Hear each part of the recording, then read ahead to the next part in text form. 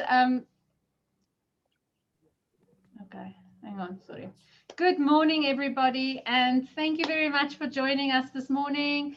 My name is Jacqueline Wenzel, and I am the chair for the South African chapter of the Spa and Wellness Association of Africa. I want to just welcome you all this morning, and this morning's discussion that we're going to be having, I'm going to straight away go into it, is about franchises. As our industry in the last 10, 15 years, we've seen our industry grow tremendously, and obviously a lot of franchises have come on board. Some of them are spa franchises, beauty salon franchises, and nail salon franchises. And whichever it is, it's obviously part of the business world. But the question I'm asking this morning is, what is a franchise? What must you look out for? How, as an investor, must you make sure that your money is safe? And so I've brought on two massive experts. On the first side, I've got Isel Loeb. Now, Isel is a franchisor who owns a franchise called Mommy Wellness. She'll be telling you a little bit more about her franchises just now, but she's got franchises in South Africa and Dubai, and is planning on a few in Africa. So we're very excited having you on board. Thank you, Isel, for joining me this morning. You're going to be answering loads of questions. Very excited.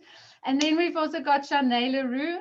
Now, Shanae is one of our committee members in South Africa for SWA, and well, actually both of them are, but she's one of the committee members. And Shanae's background is actually a lawyer. So anything legal, we go to Shanae, definitely. There's no doubt about that one. And she's going to guide us through the legal aspects of what franchises are about this morning. Okay, girls, so I'm going to just start straight away. Thank you. Morning. Hello. Hi. I'm going to straight away go on, and I'm going to ask you the questions that we want to ask you. This is a guide for anyone who wants to invest in a franchise. This will help you to make your decision and make it a little bit easier. Okay, so the first question I have is, what is a franchise? I want to start right at the basics. So Isel, can you give us a little better idea of what is a franchise? All right, hi, Jacqueline, and welcome everyone. So basically a franchise is a business model that you will buy. So it's a concept of a business that you will buy from a franchisor. So someone like myself, for instance, came up with an idea, a business idea, like ours is Mommy Wellness, and then you basically sell this concept to an investor or someone that wants to own their own business. It's basically a copy paste of what we've started, say for instance in Mommy Wellness. So in Durbanville we started, and we literally copy and paste this concept and business model to anywhere else in the country or in the world. So in plain and simple terms, that's what a franchise is basically about. Okay, thank you. Shanae, did you want to add something to that? Yes, absolutely. What we normally regard a franchise as, from a legal point of view, is an intellectual property arrangement. So what it is that you're doing is you're taking the intellectual property that belongs to the franchisor and you transplant that onto another business in another location. So it is really about licensing the intellectual property that the franchisor created to someone else to give them a springboard advantage, because you've now created something that works and you want to duplicate that. So yes, absolutely. That is the nature of a franchise. Great. Thank you, girls. That was a good answer. Okay, that gives me a better idea of what's going on as well. Why invest in a franchise, and what's the benefit of investing in a franchise instead of just starting your own salon, for instance, or your own spa? Isel, you want to start with that one? Yes.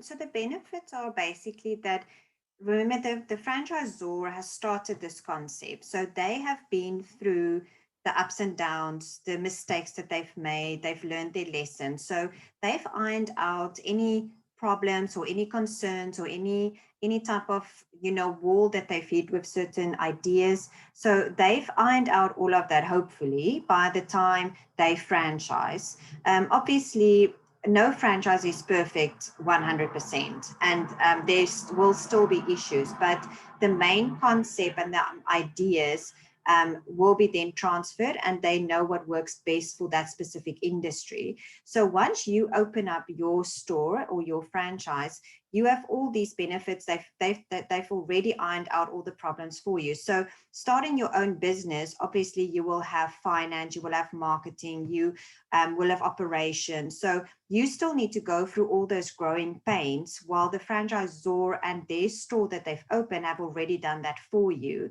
So like Shanae said about the intellectual property, they share that with you and they've ironed out all the problems. So you basically copy and paste and do what they see most fitting for this business.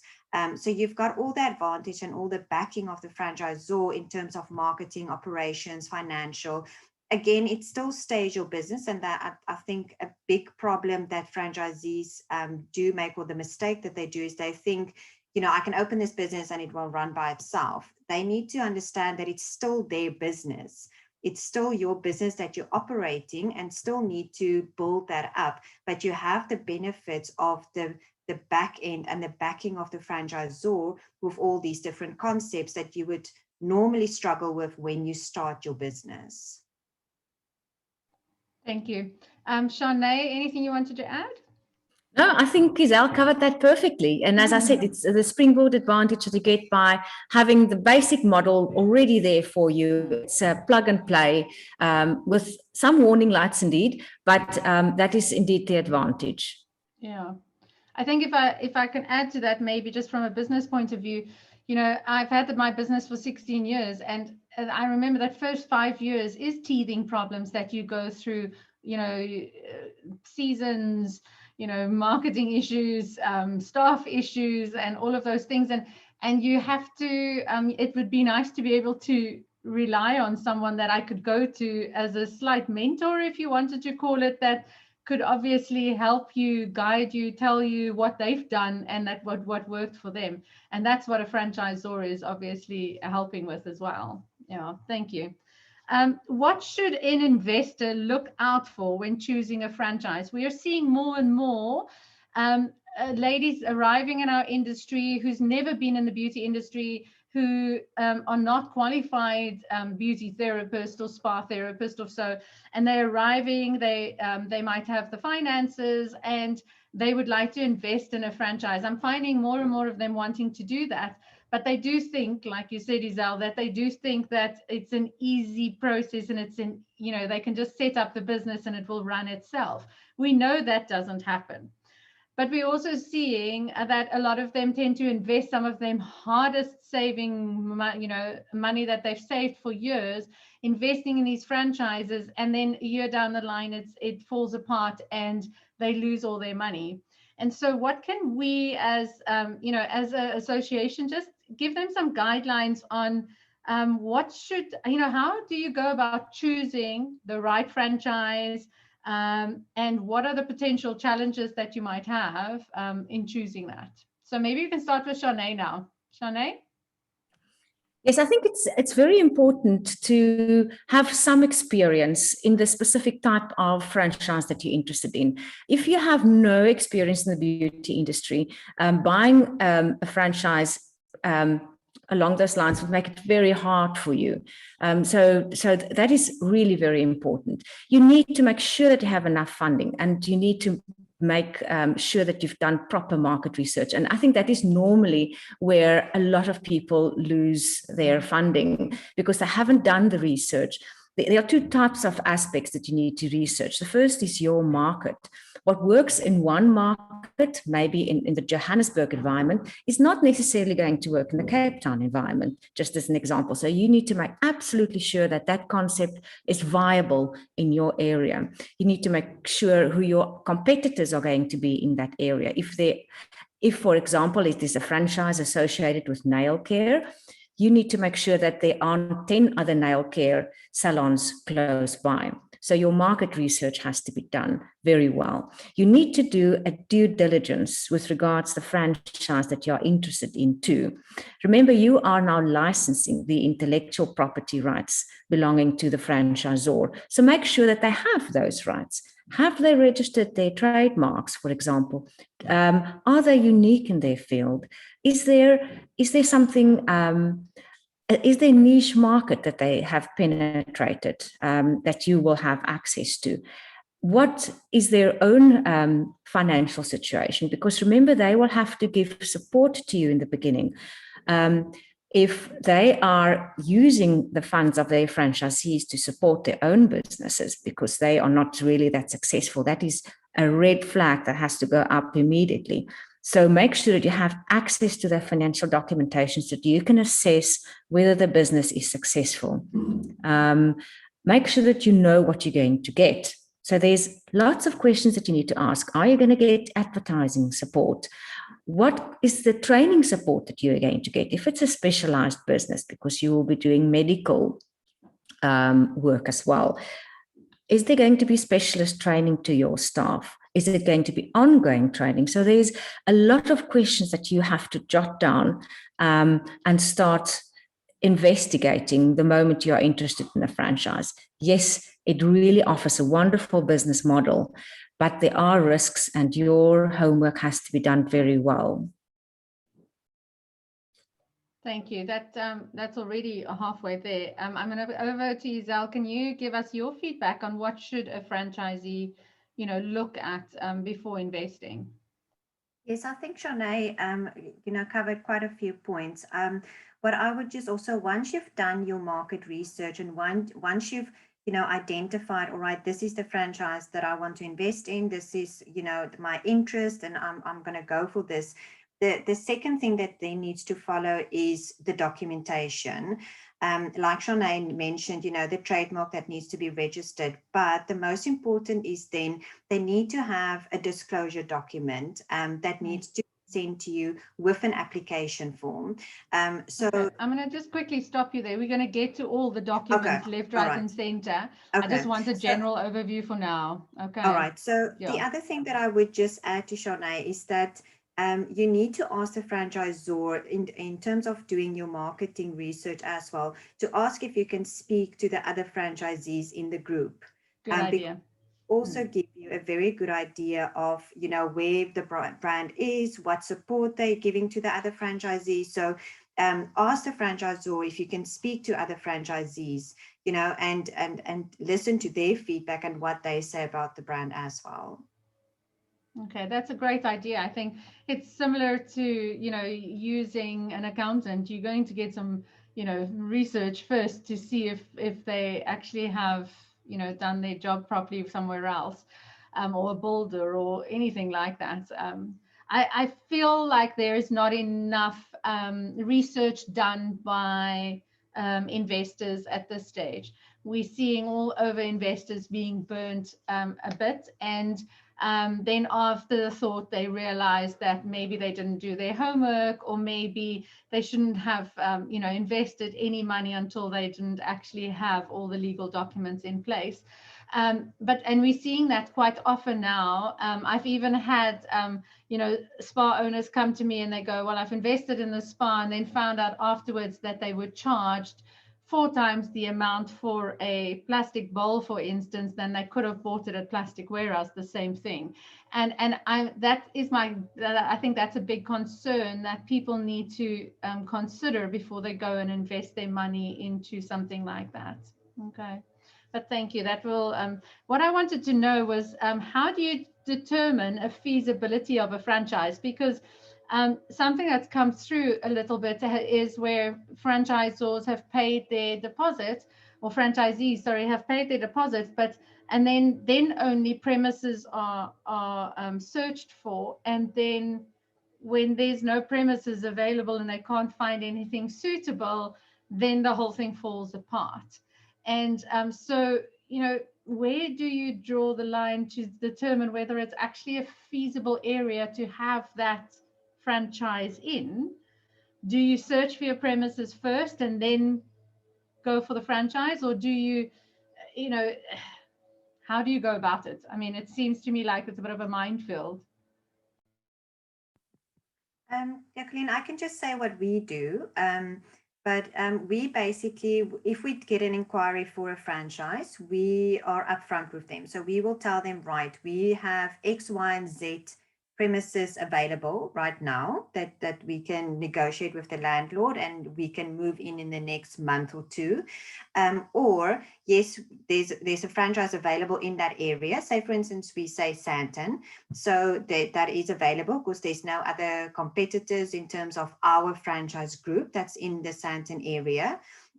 So yes, that area is available, but we still haven't located a premises. So then the franchisee, the potential franchisee knows that we need to still search for premises. So it might take a bit longer. So we always say to them, you know, we'd rather get the correct location for you than rush into something, the first location we can get.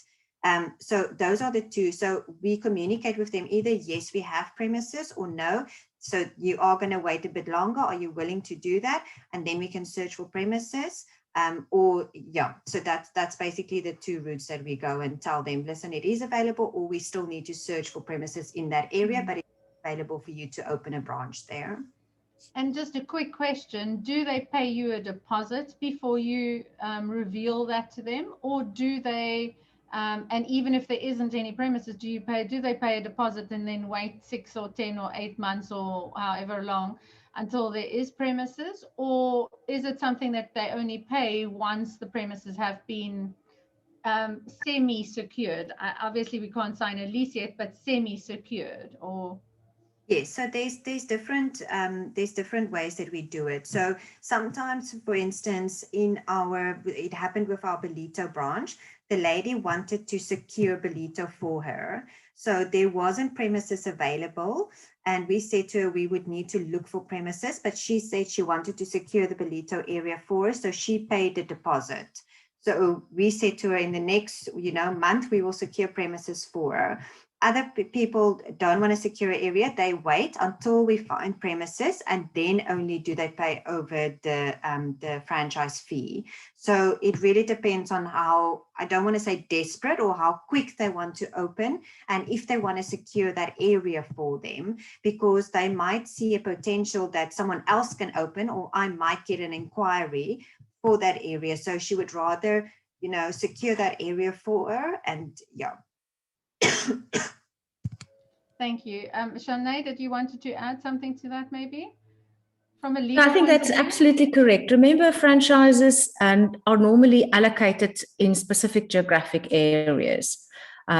So to have exclusivity in that area, the franchisor may expect of you to pay a deposit because they will now secure that area just for you.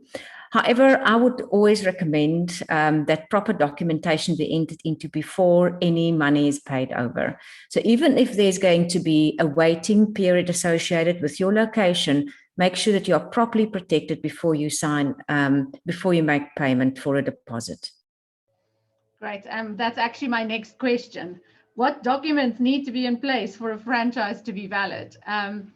And I'm glad you've mentioned that the documents need to come first before any money gets transferred, because I think that's where the big pitfall tends to be, in the gray area tends to be a lot, where money is transferred just on an invoice and there's no franchise documents in place to secure whoever is investing and to secure their future in that franchising. So maybe, Isel, this is your question that you wanted to answer.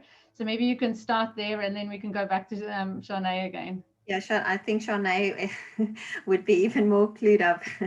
But yes, the documentation is the biggest thing. Like she said, I cringe if I think that a franchisee has paid over franchise fee on based on. That's just a no. You never pay over money if I just send you an invoice. So like I said before, what we do is there's an application form. So you fill in the application form with an NDA that you sign. From there on, the disclosure document will follow. Then they basically get, Shanae can correct me on this, but they get 2 weeks with the disclosure document. Then only does the franchise agreement follow. Then still no money is paid over. Then only when they sign the franchise agreement, and the area you will also find in the franchise agreement, we have an annexure for a map. So then we allocate the area to that franchise. then the franchise agreement is signed, and then only once all the documents you've received it back, then only the franchise fee is paid. But then there's also a cooling down period of 2 weeks that a franchisee can still change their mind. And then that franchise fee is still refundable back to the potential franchisee. So no money is paid over unless application disclosure franchise agreement is signed. Then after the 2 weeks, if they still change their mind, the full amount needs to be paid back to the franchisee if they do not want to move forward.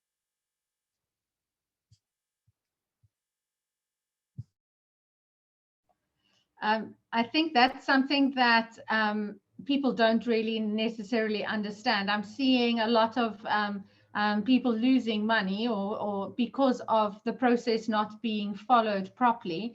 I'm glad there is a cooling off period, because I think that's really important, that people have the right to change their mind. And according to our Consumer Act, if I'm not mistaken, you also do have to have a cooling period, because they do have the right to change their mind, which I think is really important for people to make sure that that's in place before they transfer their money. Shanae, the legal side of this? That was absolutely correct. Those are the documents that need to be completed. I just want to touch a little bit on the NDA. That's the non-disclosure agreement. It's also sometimes referred to as your confidentiality agreement. That's very important. It protects the franchisor, because you will be disclosing a lot of information to the franchisee. You will be telling them what your trademarks are, all the business information that the franchisee will want to know in order to make a decision whether or not to go ahead. And the last thing that you want to happen is, once you've disclosed all that information, that your franchisee runs away and starts his own thing. So that non-disclosure or confidentiality agreement is almost the very first thing that you sign when you start negotiating.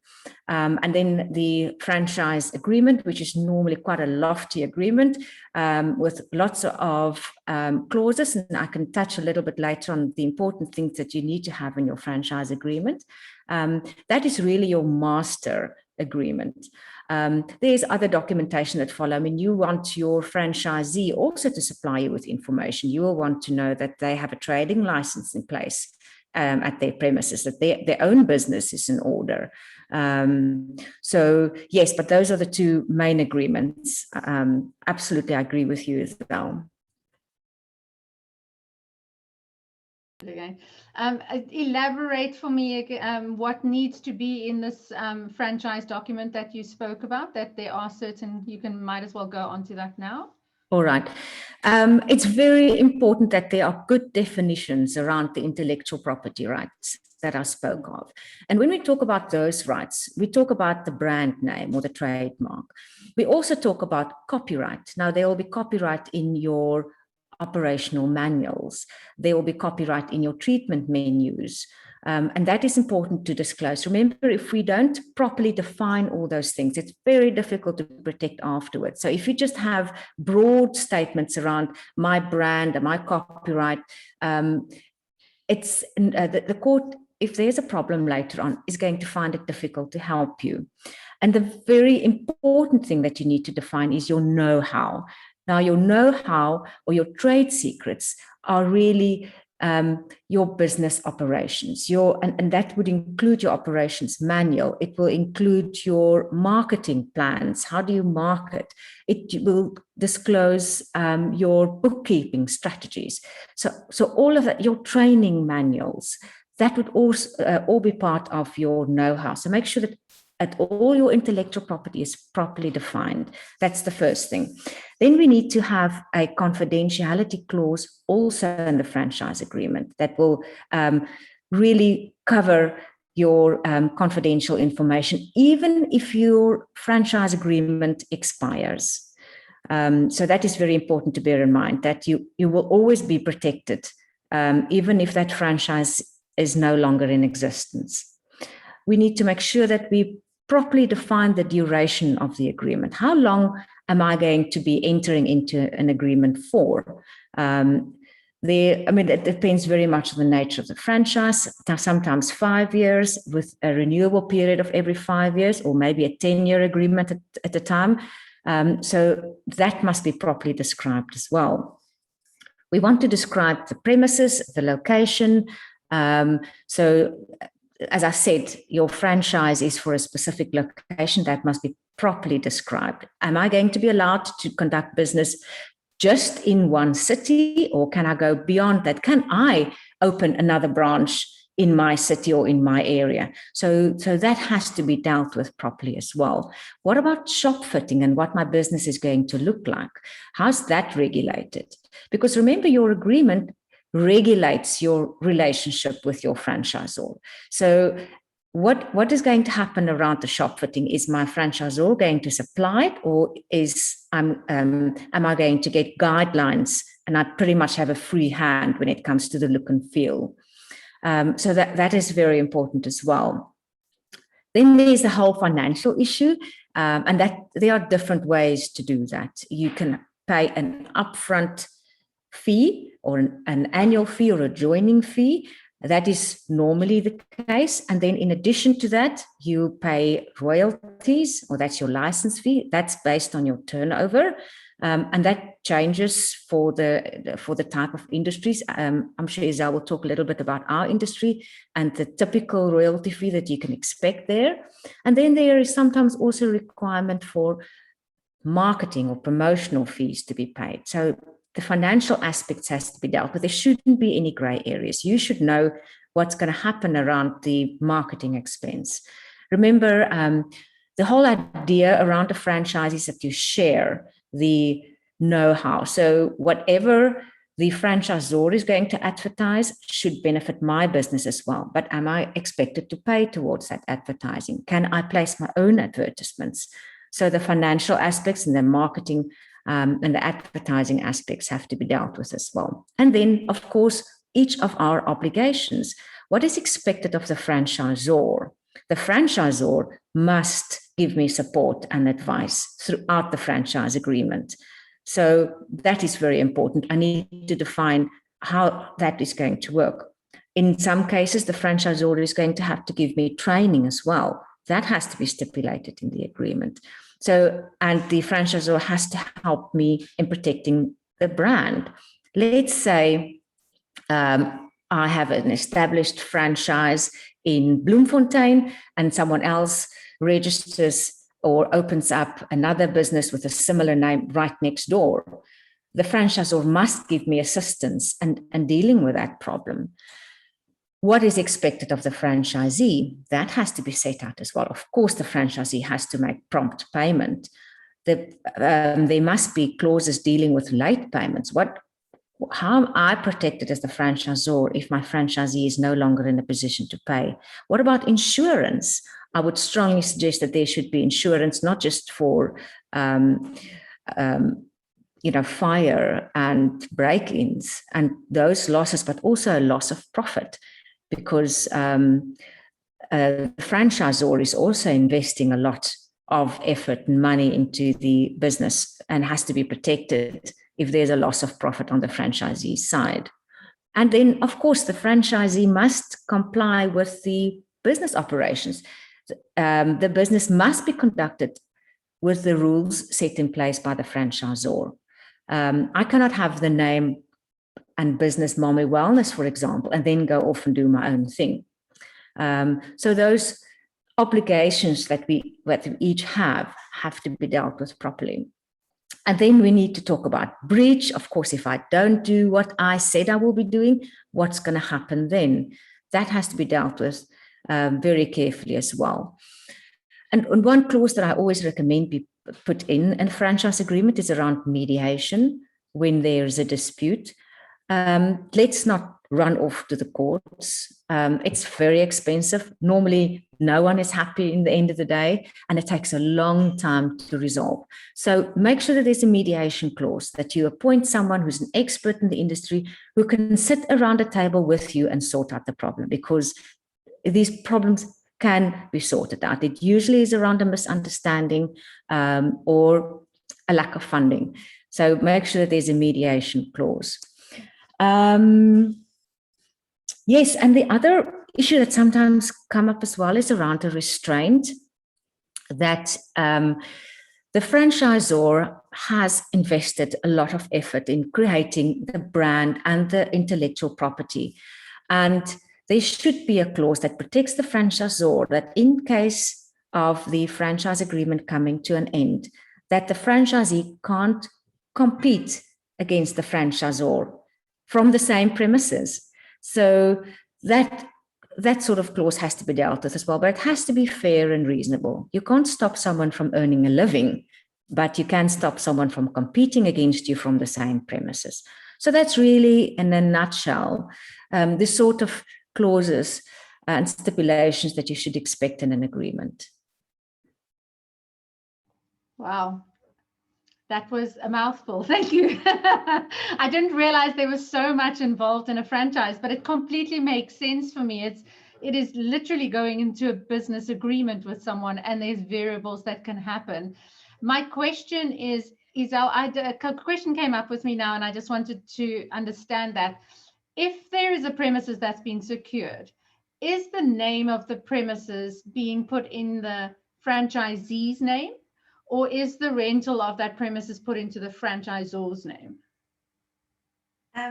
Jacqueline, there's different. Sometimes the franchisor is willing to, for instance, pay the deposit for the franchisee or sign surety. We don't do that. So the rental agreement is solely with the franchisee in the business name. So we will, for instance, do Mommy Wellness Durbanville, and that the rental agreement is then with Mommy Wellness Durbanville. So we personally, Mommy Wellness, don't get involved with any rental agreements with landlords. They take it upon themselves. Okay, so it's actually in their own name. But if the franchise then comes to an end, or the client or the franchisee decides to end the franchise and chooses to carry on as a beauty salon, or as just a regular with their own name, is that something that needs to be put into the contract beforehand? What will happen then? Is there a standard that happens, or is this something that, because something that's come up is where rental agreements have been in both parties' names, and then the franchisor has walked in and literally sold the business from underneath them and given it to someone else. And then have only paid them parts of it, and they lose their premises and all their infrastructure immediately.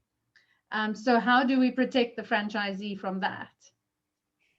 Yeah, maybe Shanae can do more the legal side of it, but for us, as we don't get involved in that, the only clause that Shanae mentioned in our franchise agreement is that the franchisee that's in that premises is no longer able to carry on business. So she can't now say Izel's Day Spa, for instance. So if it was Mommy Wellness, it needs to stay Mommy Wellness. Otherwise, she needs to move out of that premises, but we still have restrictions for them and open up Izel's Day Spa, but she's not allowed to then trade.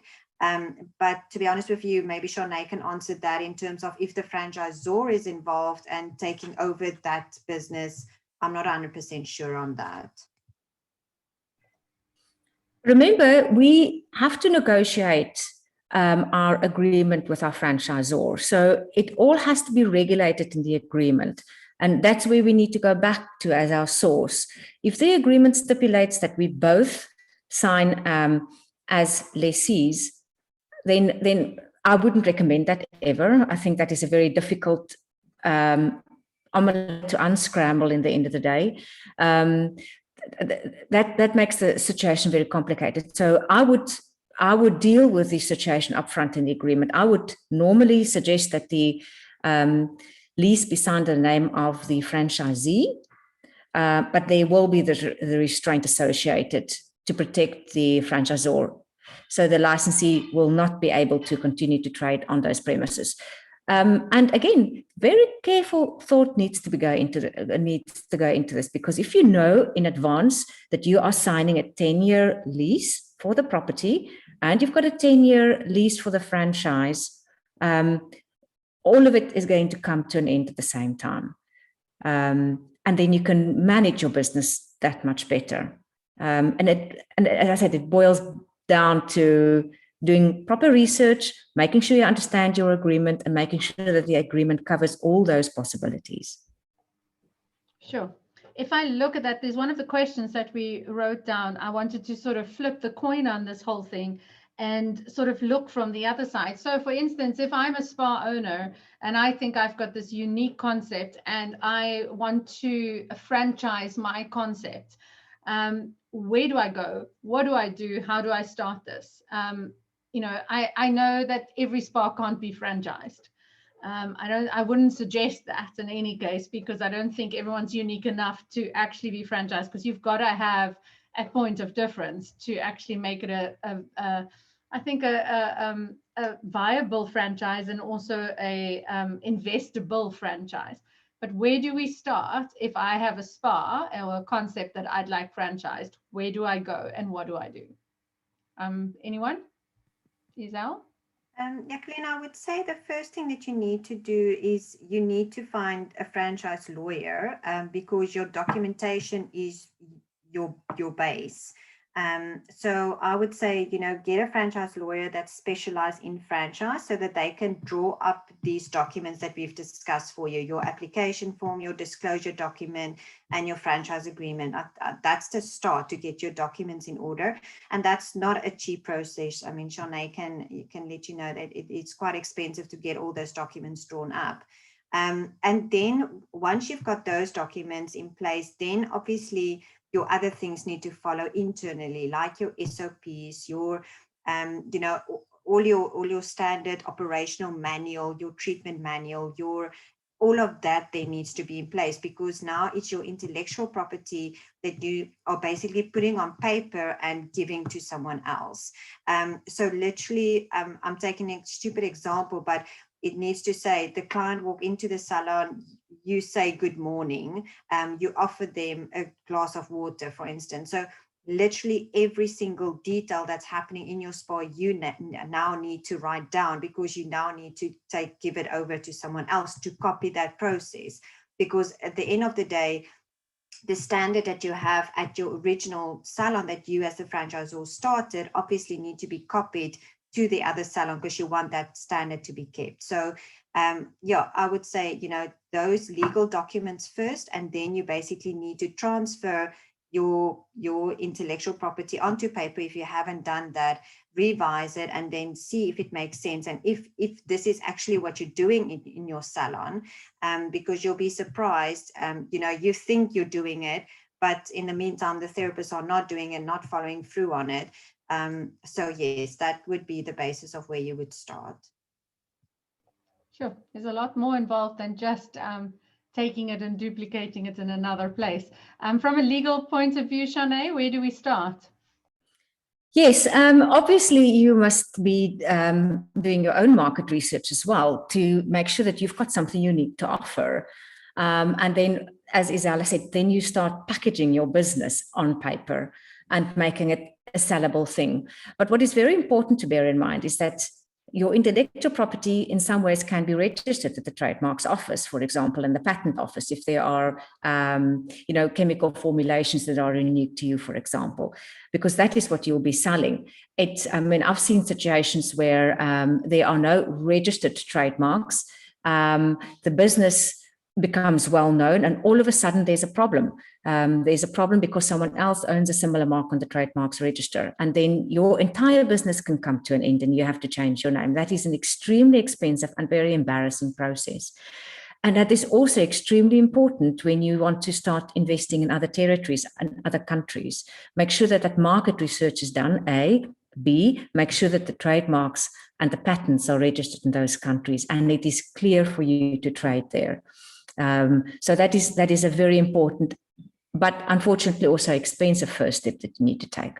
And again, yes, the documentation that Isel spoke of is indeed correct. Okay, so It's not as easy as we all think to franchise anything. Isel, we take our hats off to you for being a successful franchise in South Africa and in Dubai. You want to sort of give us a little background of where you guys based right now and how many franchises you have? Just some fun quickly. Thanks, Jacqueline. Yes, we are in Cape Town, in Johannesburg, and then we're launching soon in Durban again. And yeah, then we have a branch in Bahrain, and yeah, so that's our locations. And at the moment, we have 7 branches. Wow, that's amazing. Well done. I salute you. Sounds like a lot of work. Okay. I think we've basically covered everything we wanted to cover regarding a franchise. But I think the thing that I'm still wanting to delve a little bit into is what are the potential challenges that you will have, whether you're investing in a franchise or whether you are starting a franchise. I feel like there's still a bit of stuff that they need to watch out for. And I sort of want to have like give me your top 5 points that you can give me on what to look out for. If I want to invest in a franchise, what would I have to look out for? What's your biggest red flags that you would say, watch out for? Isel, you want to give us yours? Yeah, Jacqueline, yeah, there's so many. I think first of all, if you do look at if the business is registered, if it's a legitimate franchise, then secondly is how many branches do they have? Have they branched out, or is it just at the moment, yes, they're franchising, but they don't have any stores? So you will be the first franchisee. That's not a bad thing, but then other things will follow. Are the SOPs in place? Are the documents in place? Have they trademark? So there's a different scenario again. If they have a few branches, then it's an established franchise.